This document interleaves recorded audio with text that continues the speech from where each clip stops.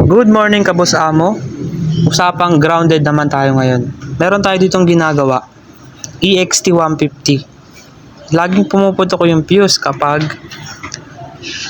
nagpo-push start siya at kapag umaandar siya, bigla-biglang pumuputok ko yung fuse at namamatay yung motor. Kasi napapansin ko dito Kabos Amo, tignan nyo yung wirings.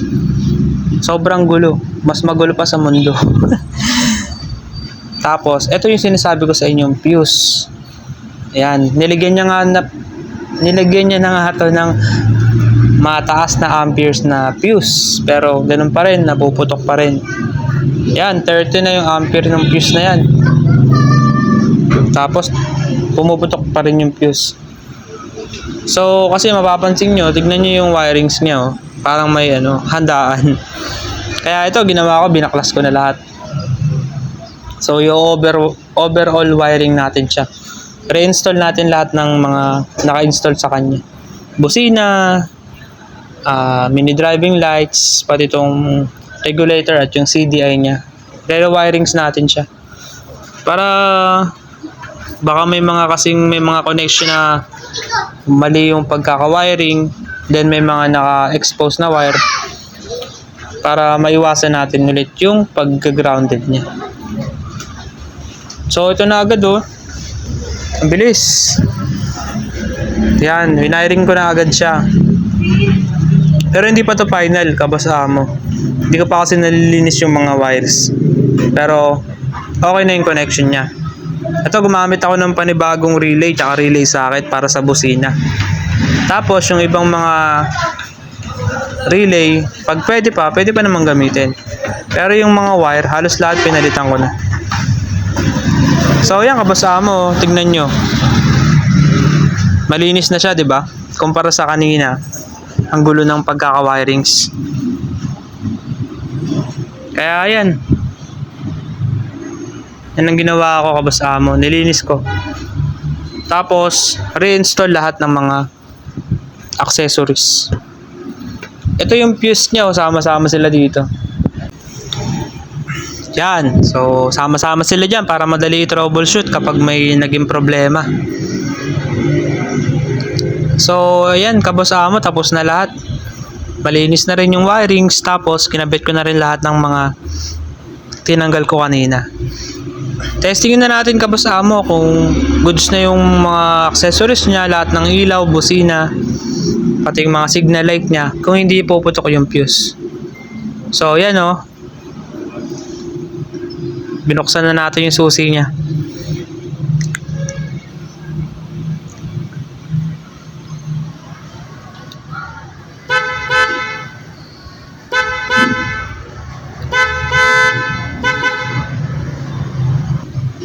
So yun Kabos Amo, goods naman yung busina natin, malakas. Tapos hindi naman siya pumuputok yung fuse kapag nagbubusina. Then hindi rin naman pumuputok yung fuse kapag nag-signal light siya. Push start natin.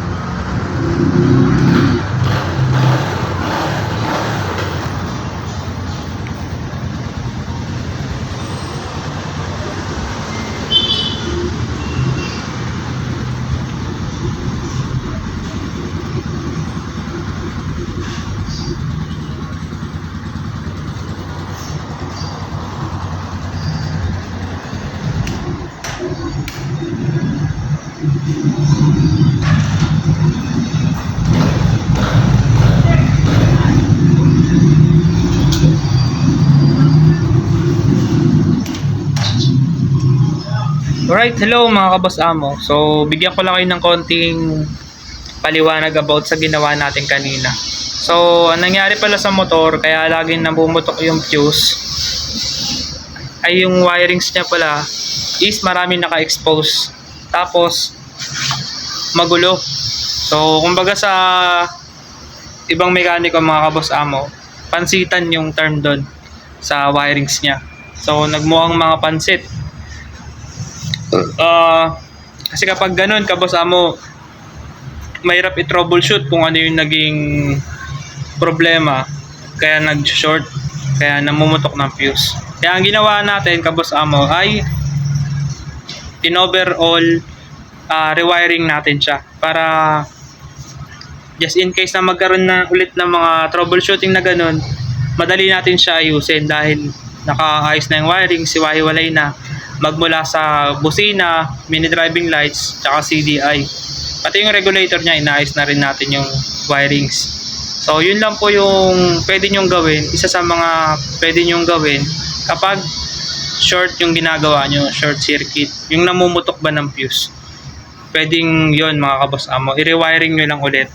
Para makita nyo yung mga maling wirings, yung mga naka-expose na wire. Doon nyo yun maayos. Pero hindi lahat kaboss amo ng mga grounded ayun yung nagiging problema. Yung iba kasi sa device mismo. So minsan pwedeng CDI siya yung nagiging dahilan kung bakit pumuputok yung fuse dahil may problema na yung loob, may damage na. O gumagana siya, nagbibigay siya ng kuryente. Pero ang nangyari naman minsan pinuputok niya yung fuse. Ganon din sa regulator. Kasi minsan may nagawa na rin akong ganon. Yung lagi rin pumuputok yung fuse. Yung pala, sira yung regulator. Kaya pinalitan ko ng regulator. Yun, umokay yung motor. So, hindi lahat ng short circuit problem yung namumutok ng fuse ay wirings. So, minsan device din. Pwedeng CDI, regulator, basta yung mga device dun sa motor. So, yun lang kaboss amo. Sana natuto kayo sa maikling video natin at supportahan nyo yung ating vlog. Thank you. Peace out.